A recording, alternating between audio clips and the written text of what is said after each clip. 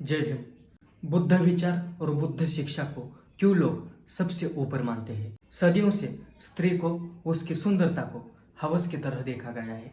चलो आज तो स्त्री के लिए कुछ अच्छे दिन आए हैं, लेकिन भारत जैसे खूबसूरत देश में मनोवादी विचारों ने, शासकों ने स्त्री को पूरी तरह से जकड़ के रखा था। बुद्ध काल में स्त्री पूरी तरह से स्वतंत्र थी। आगे जाकर वो ही स्त्री मनोवाद की शिकार हो चुकी थी। बुद्ध काल में महिलाओं को संघ में शामिल कर बुद्ध ने क्रांति लाई थी। महिलाएं भी बुद्धत्व प्राप्त कर सकती थी। बुद्ध काल और तथागत बुद्ध के बाद के समय में कई सारे बौद्ध भिक्षुनी अहर्त और बोधिसत्व जैसी उच्चतम अवस्था तक पहुंची थी। क्यों?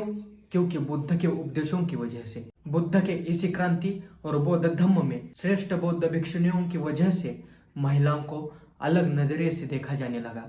महिला भी ध्यान कर, प्रज्ञाशील, करुणा और बुद्ध के बताए अष्टांगिक मार्ग को फॉलो कर पुरुषों की तरह ही मनुष्य की उच्चतम स्थिति में जा सकती है, ये पता चला। बौद्ध धर्म में कुछ ऐसी महिलाएं हैं या कुछ ऐसे भिक्षुनी होकर गई हैं जिन्हें आज भी लोग जानते हैं। दरअसल देवी शब्द और देवी का अर्थ यही है कि जो भिक्षुनी बुद्ध मार्ग पर चल बोधिसत्व बन गई थी, बाद में उन्हीं की पूजा की जाने लगी। आज उन्हीं देवियों का काल्पनिक रूप है आज के देवी देवताएं, जिन्हें आज पूजा जा रहा है।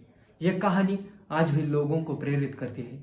पहले से ही महिलाएं अपनी सुंदरता को लेकर बहुत सतर्क रहती है। उन्हें सजना संवरना अच्छा लगता है और स्त्री का रूप ही कुछ सुंदर होता है। उस रूप को हम किसी नजर से देखते हैं, ये हर एक का चरित्र, नजर और सोच बयां करती है। बुद्ध काल में एक नगर में एक धनिक था। वो इतना पैसे वाला था कि हजारों नौकर चाकर उसके लिए काम करते थे। उसको एक बेटी थी, बहुत ही सुंदर थी, जैसे मानो उसकी जैसी सुंदर स्त्री ही नहीं थी उस नगर में। लेकिन उसे अपनी सुंदरता का थोड़ा सा भी घमंड नहीं था। ना वो कभी सचती सवरती, ना कोई दिखावा करती। मन से अत्यंत दयालु, गरीबों की सेवा करने वाली, अपने महल में काम करने वाले हर एक मजदूर की दया करती थी। पूरे गांव में उसे बहुत मान सम्मान मिलता था। इतना कुछ होने के बावजूद उसका मन इन विलासी जीवन में कभी लगता ही नहीं। वो बुद्ध के विचारों से बहुत प्रभावित थी। गांव में आने वाले बौद्ध भिक्षु भिक्षुनियों को वो हमेशा चिकित्सा से, करुणा भाव से देखती रहती थी।